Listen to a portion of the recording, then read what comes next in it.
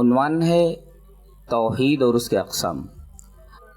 تو چونکہ وقت بہت کم ہے اور عنوان انتہائی تفصیل طلب ہے تو چند بکھری باتیں مختصر وقت میں بیان کر دیتا ہوں۔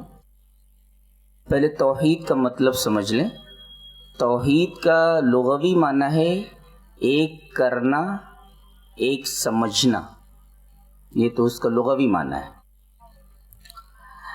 سب سے اہم چیز توحید کے تعلق سے ذہن نشین کیا جائے، علماء کی جناب میں ایک بہت ہی پیارا نقطہ، ایک عجیب و غریب استدلال توحید کی نازکیت پر۔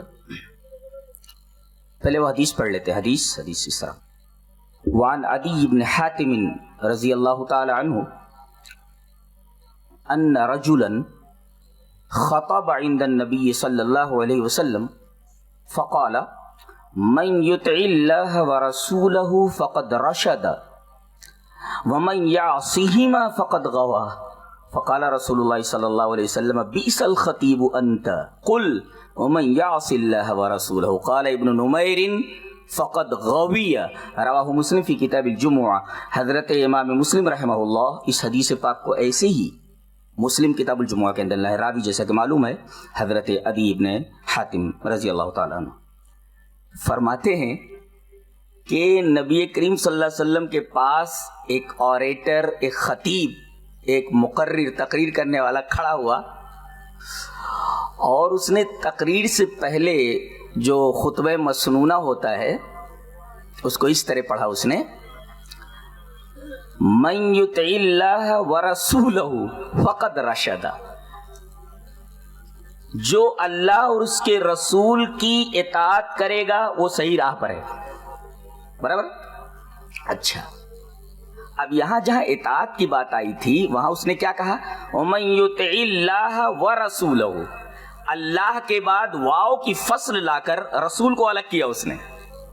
لیکن جب دوسرا جملہ وہ بولا وَمَن يَعْصِهِمَا فَقَدْ غَوَى، اور جس نے دونوں کی نافرمانی کی وہ گمراہ ہوا۔ نبی کریم صلی اللہ علیہ وسلم کو برداشت نہیں ہوا، فوراً آپ نے کہا جبکہ نبی کریم صلی اللہ علیہ وسلم کا یہ انداز نہیں ہے ڈانٹنے کا۔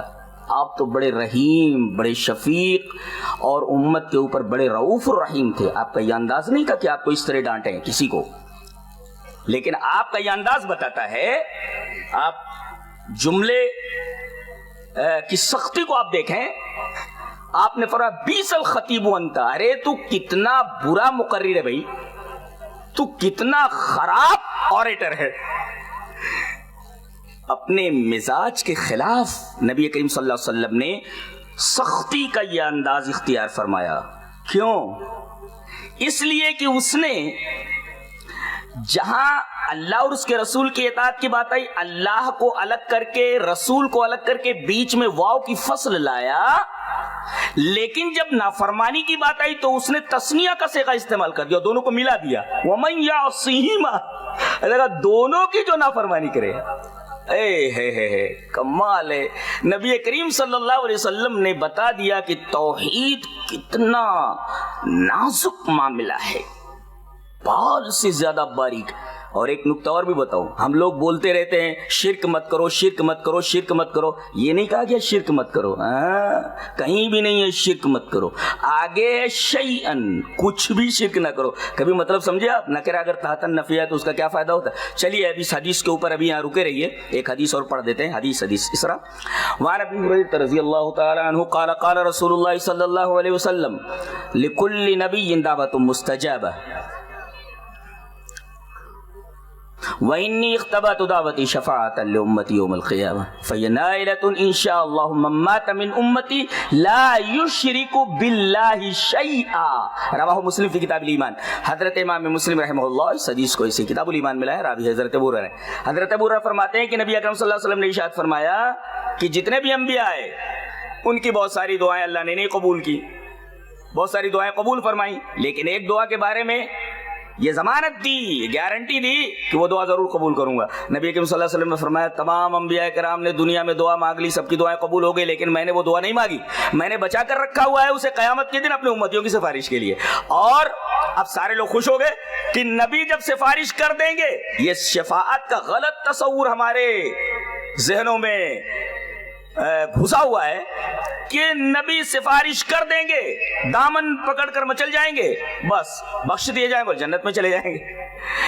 آگے بتایا گیا کہ یہ سفارش نبی کی سب کو نصیب نہیں ہوگی، اس خوش نصیب کو یہ سفارش نصیب ہوگی من مات من امتی لا یشرک باللہ، جو اللہ کے ساتھ شرک نہ کر کے گیا ہو شیئن، کچھ بھی۔ یہ کچھ بھی کا معاملہ بڑا عجیب ہے، ہم لوگ دانستہ نادانستہ یہ شیئن والی جو شرک کا معاملہ ہے وہ کرتے رہتے، کہتے اتفاق سے ہماری ملاقات ان سے ہو گئی۔ ارے اتفاق کیا چیز ہے؟ اتفاق اور کوئنسیڈنس دنیا میں کوئی چیز نہیں ہے، everything is planned by Allah. Allah تبارک و تعالیٰ نے ہر چیز پلان کیا ہوا ہے۔ دیکھیے نادانستہ طور پر ہم نے ایک ایسا کلمہ کہہ دیا جو کلمہ شرک کی دہلیز کے اوپر کھڑا ہوا، بلکہ شرک کی سرحد میں داخل ہو گیا، تو شیئن حضرت۔ اب حضرت کے اوپر بھی بعض لوگوں نے اعتراض کیا ہے کہ حضرت بھی مت کہا جائے، یہ بھی کہیں شیئن کے دائرے میں داخل نہ ہو جائے۔ تو شرک کا معاملہ بہت ہی باریک ہے، اور یہ میں نہیں کہہ رہا بلکہ نبی کریم صلی اللہ علیہ وسلم نے فرمایا کہ اس کی چال، ارے یہ جب چلتا ہے شرک تو اس کے قدموں کی آواز سنائی نہیں دیتی ہے۔ دبیب نمل کہا گیا، چیونٹی چلتی ہے تو کیا چیونٹی کے چلنے کی آواز سنائی دیتی ہے؟ نہیں، جب چیونٹی کی چال کی طرح اس کی چال ہے تو یہ زندگی میں کب چلا ہے اور کب شیئن والی بات ہماری زندگی سے نکل جائے۔ لوگ بہت ہی غیر محتاط ہیں، کیئرفل نہیں ہیں اس تعلق سے، شرک مت کرو، شرک مت کرو، اور کتنی شرک کی قسمیں ہیں جو ہماری زندگی میں در آئی ہیں اور ہمیں احساس بھی نہیں اس کا، دبیب نمل کی طرح، دبیب نمل کی طرح۔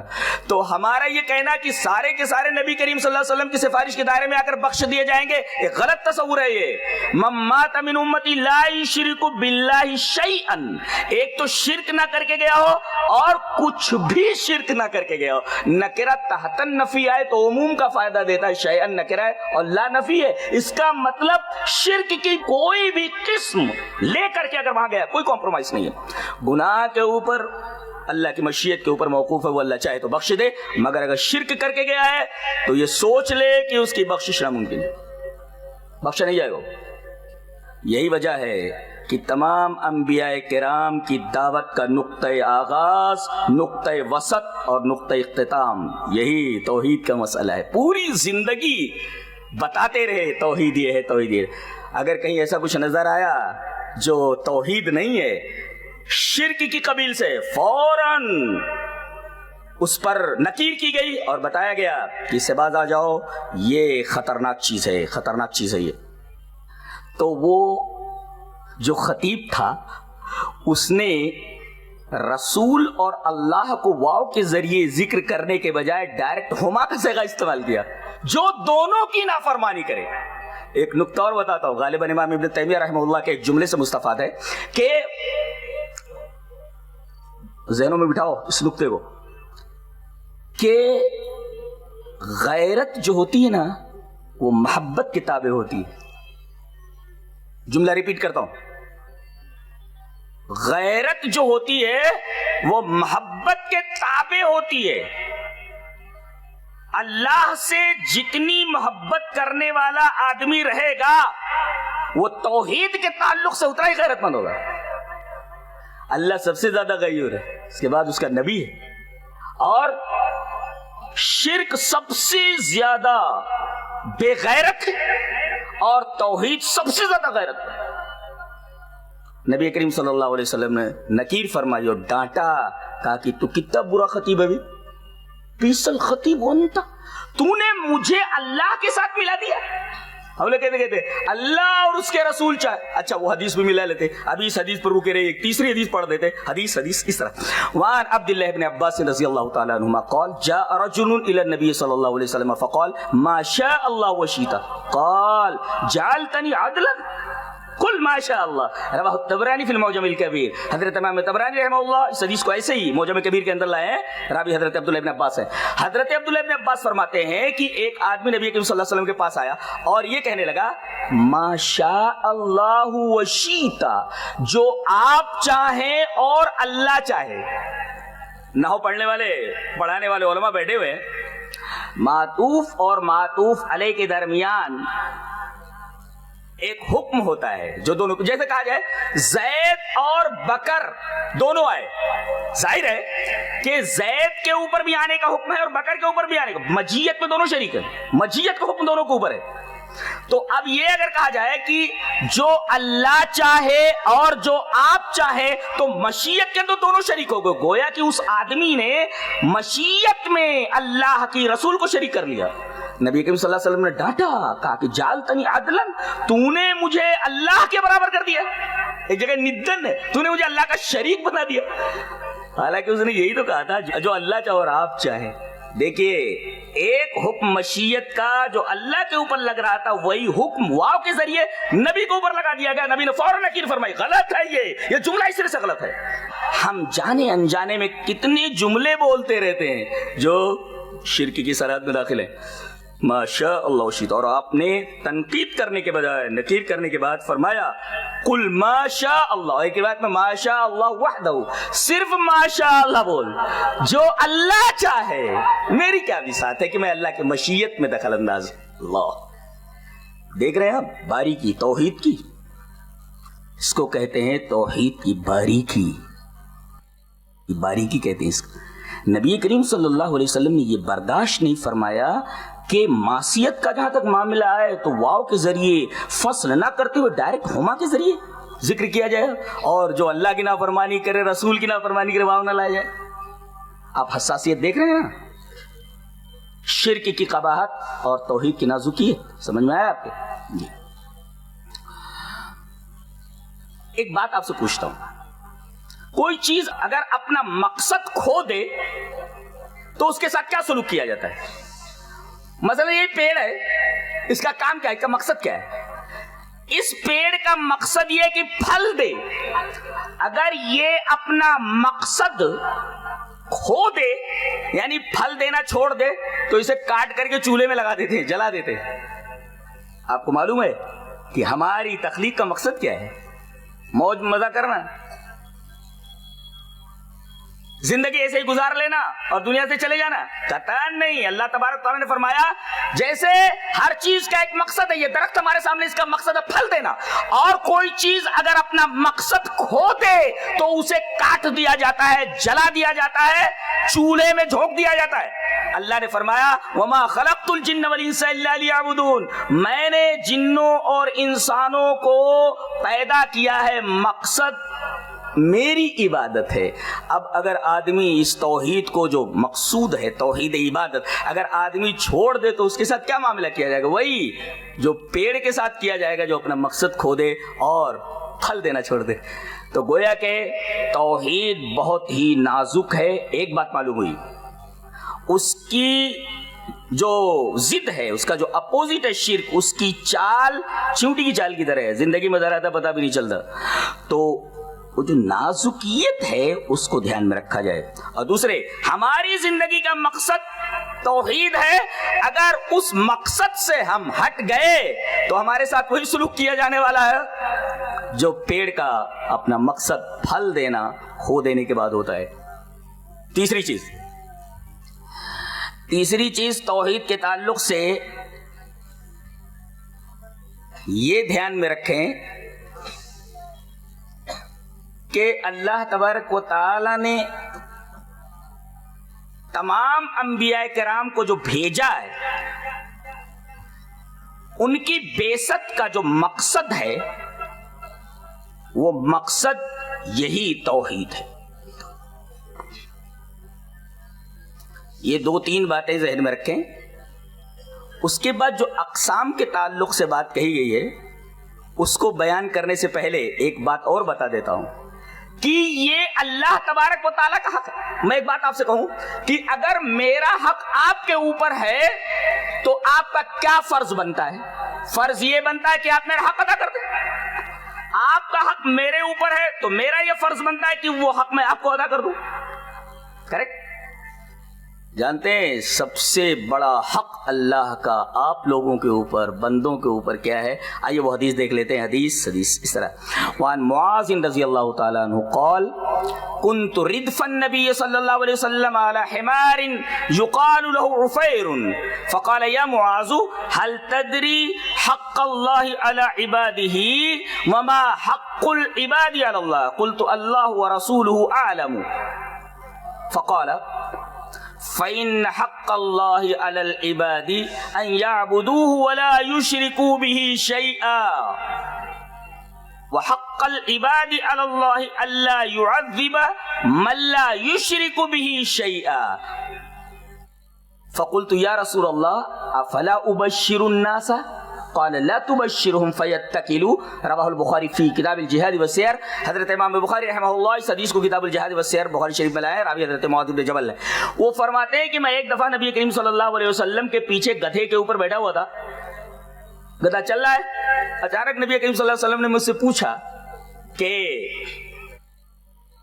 معاذ تمہیں معلوم ہے کہ اللہ تبارک و تعالیٰ کا حق تمہارے اوپر کیا ہے اور پھر بندوں کا حق اللہ کے اوپر کیا ہے؟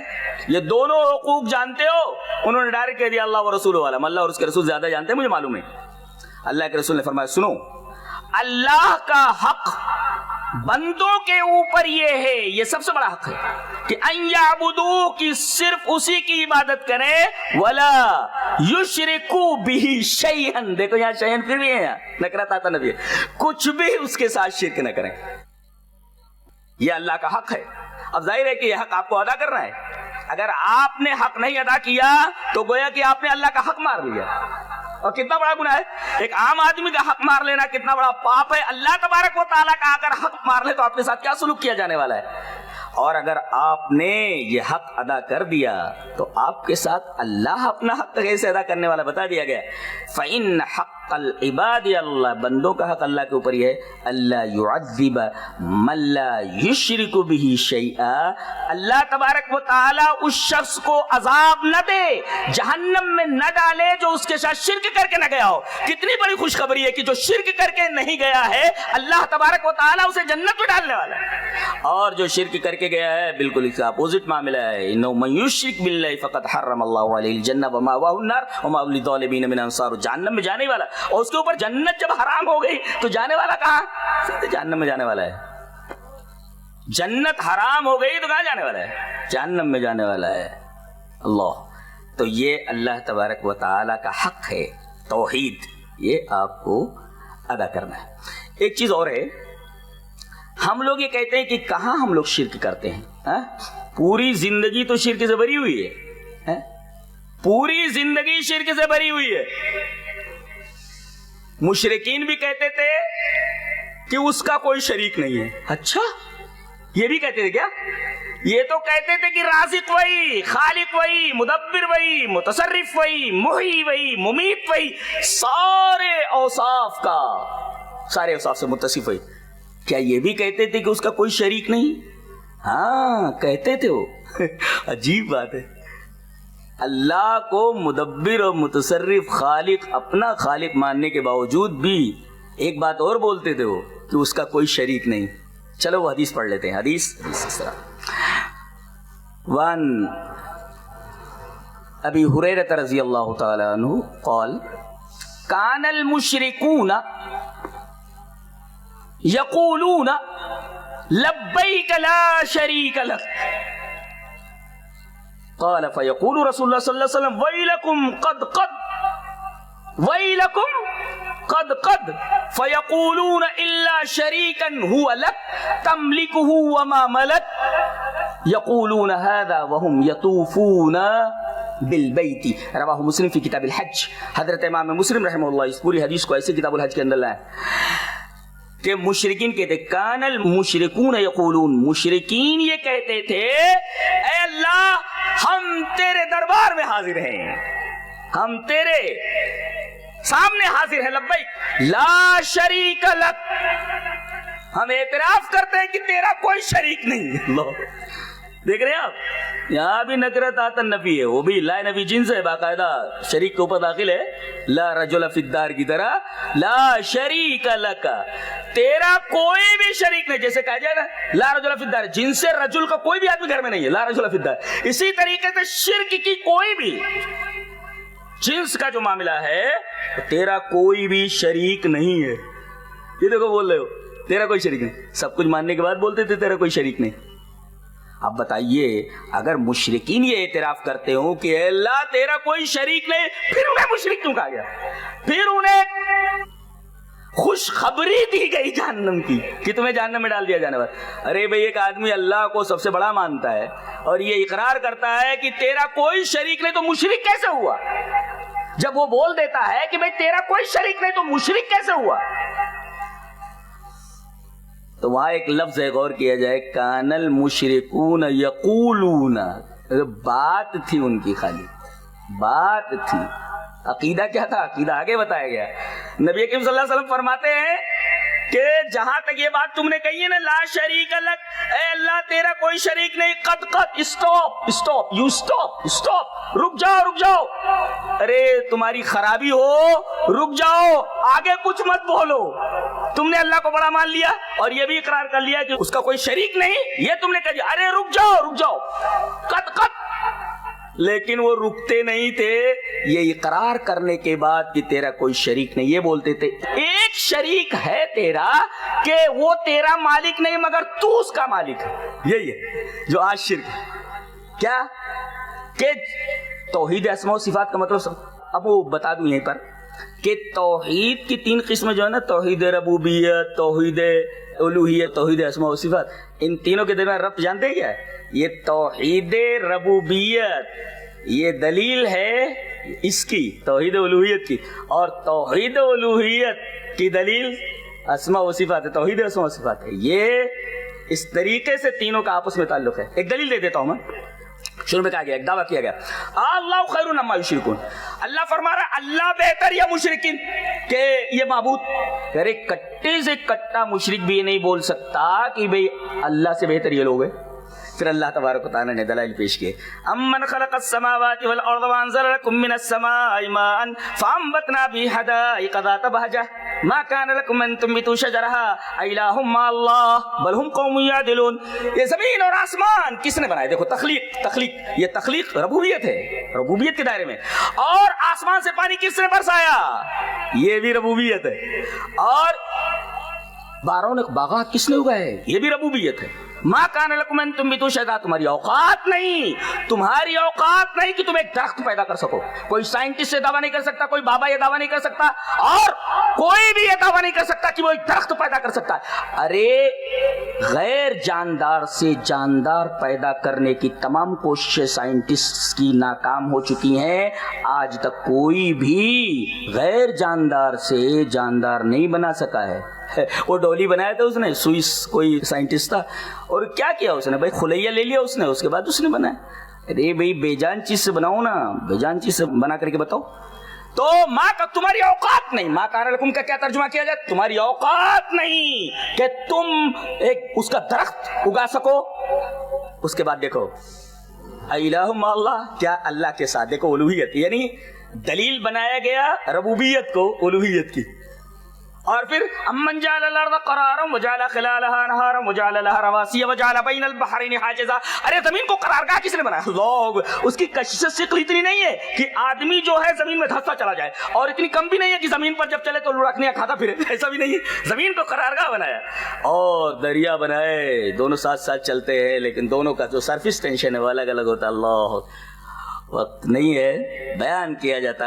اور اس کے بعد پھر پوچھا گیا الہ مع اللہ، اللہ کے ساتھ کوئی اور ہے؟ دیکھیے توحید ربوبیت کو دلیل بنایا گیا، توحید الوہیت جو دعویٰ ہے یہ میں ہی الہ ہوں، میری ہی عبادت ہوں، اور آخر میں یہ بیان کر دیا گیا جب میں ساری چیزیں یہ سب تم اقرار کرتے۔ اچھا سکوت اس بات کی دلیل ہے کہ ان کے پاس کوئی جواب نہیں، یہ سکوت اس بات کی دلیل ہے کہ مخالف کے پاس اس کا کوئی جواب نہیں ہے کہ یہ سارے کام اللہ ہی کرتا ہے۔ تو سوال یہ کیا گیا کہ سارے کام کرے اللہ اور عبادت کا مستحق کوئی دوسرا قرار پائے؟ یہ تو بے عقلی ہے، کتنی بےہودہ اور فضول بات ہے کہ یہ سارے کام کرے اللہ اور عبادت کا مستحق کوئی اور۔ اللہ عبادت کا مستحق اور ہے وہ کیسے ہو سکتا ہے؟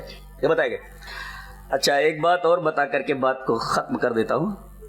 توحید جو ہے نا اگر آدمی کی زندگی میں نہیں ہے اس جیسا تھالی کا بیگن اور کوئی نہیں.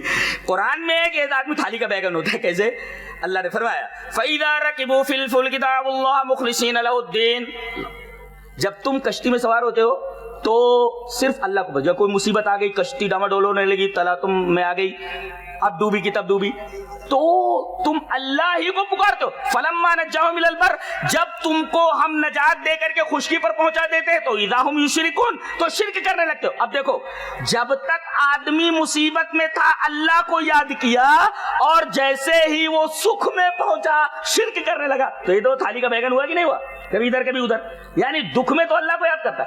اچھا پھر دلیل دی گئی کہ یہ مصیبت کے وقت آدمی صرف اللہ کو کیوں پکارتا ہے, دوسروں کو کیوں نہیں پکارتا؟ خوشی میں تو سب کو پکارتا ہے, دکھ میں سب کو کیوں نہیں پکارتا؟ اس کا جواب دیا گیا کہ وَإِذَا مَسَّكُمُ الضُّرُّ فِي الْبَحْرِ ضَلَّ مَن تَدْعُونَ إِلَّا إِيَّاهُ. ارے جب سمندر میں کوئی مصیبت آ جاتی ہے تو صرف تم اللہ کو پکارتے ہو. اچھا جو تمہارے دوسرے معبودان باطل ہیں وہ کہتے وہ گم ہو جاتے. ضلع کا مطلب ہوتا گم ہو جاتے, پتہ بھی نہیں لگتا کدھر گئے. پتہ یہ چلا کہ سارے معبودان باطل کا گم ہو جانا اور مصیبت کے وقت دریا میں صرف اللہ تبارک و تعالیٰ کو یاد کرنا, یہ دلیل ہے اس بات کی کہ توحید انسان کی فطرت ہے اور شرک غیر فطری چیز ہے. تو جو لوگ شرک کو اپنائے ہوئے ہیں در حقیقت وہ غیر فطری عمل کے مرتکب ہو رہے ہیں. اللہ. اور یہ تو کہا گیا ایک حدیث پڑھ کر کے بات کو ختم کر دوں کہ توحید فطرت ہے. حدیث اس طرح وعن ابی ہریرہ رضی اللہ تعالی عنہ قال قال رسول اللہ صلی اللہ علیہ وسلم كل مولود يولد على الفطرة فابواه يهودانه او ينصرانه او يمجسانه كما تنتج البهيمة هل تحسون فيها من جدعة ثم يقول واقرؤوا ان شئتم فطرة الله التي فطر الناس عليها لا تبديل لخلق الله رواه احمد في مسنده. حضرت ابو ہریرہ فرماتے ہیں کہ ہر بچہ فطرت پر پیدا ہوتا ہے. بعض لوگوں نے اس کی تفسیر اسلام سے کی ہے, بعض لوگوں نے فطرت کی تفسیر توحید سے پیدا کی ہے. یعنی انسان کی فطرت ہی توحید ہے. غلط ماحول میں جا کر کے آدمی شرک کا ارتکاب کرتا ہے, مشرک بنتا ہے, ورنہ انسان کی فطرت توحید ہے. توحید ربوبیت کا مطلب یہ ہوا کہ سب کچھ اللہ ہی کرتا ہے, تمام افعال اللہ کے. مطلب یہ ہوا کہ ہمیں اللہ ہی کی عبادت کرنی چاہیے. توحید اسماء و صفات کا مطلب یہ ہے کہ جتنے اوصاف اللہ تبارک و تعالی نے اپنے لیے ثابت کیے ہیں اور نبی نے اللہ کے لیے ثابت کیے, تمام اوصاف کو ویسے ہی مانا جائے, بلا تکییف, بلا تمثیل اور بلا تحریف, اسی طریقے سے مانا جائے. اور اگر کوئی آدمی اللہ کی اس صفت کو من مان دوسرے کے لیے مان لے تو یہ توحید ہے. توحید اسماء و صفات سے نکل کر کے اسماء اور صفات کے شرک کے اندر پہنچ جاتا ہے آدمی. اس کی ایک مثال دے کر کے بات کو ختم کروں. ہم یہ کہتے ہیں کہ بھئی ہم فلاں جگہ گئے, ہماری مراد پوری فرما دیجئے. اب یہ سن رہے ہیں بھئی لاکھوں لوگ اپنی اپنی مرادیں مانگ رہے ہیں, تو کیا یہ ساری آوازیں, اب یہاں آدمی اگر بولنے لگے سارے لوگ بولنے لگے تو کسی کی آواز سمجھ میں نہیں آئے گی. اللہ تبارک و تعالیٰ نے فرمایا تم بھی سنتے ہو میں بھی سنتا ہوں, تمہارے سننے میں میرے سننے میں کتنا فرق ہے وہ دیکھو. انہ یعلم الجہر من القول, میں پہلے حیران ہوا کہ انہ یعلم الجہر من القول کیوں کہا گیا. یہ کہا جاتا کہ دھیرے بولتا ہے آدمی تو اللہ کے علاوہ کوئی نہیں سنتا, یہاں زور سے بولتا ہے تو اللہ تبارک و تعالیٰ سنتا ہے. یہاں جہر کہہ کر کے بات کیا کہی جا رہی ہے. بتایا گیا کہ بہت سارے لوگ, لاکھوں لوگ ایک جگہ جمع ہو کر کے مختلف زبانوں میں اگر اللہ کے سامنے اپنی اپنی مرادیں پیش کر رہے ہوں تو اللہ تبارک و تعالیٰ سب کی آوازوں کو ڈیفرینشیٹ کر لیتا, ممیز کر لیتا, سب کی مرادیں پوری کر دیتا ہے. یہ اور کسی انسان کے بس کی بات نہیں. اگر آدمی یہی صفت بے عینی کسی مخلوق کے اندر مان لے, یہ شرک فی الاسماء و صفات ہے. یہ سمجھ میں آیا؟ اللہ تبارک و تعالیٰ ہمیں نیک عمل اور اچھی سمجھ کی توفیق عطا فرمائے. وآخر دعوانا الحمدللہ.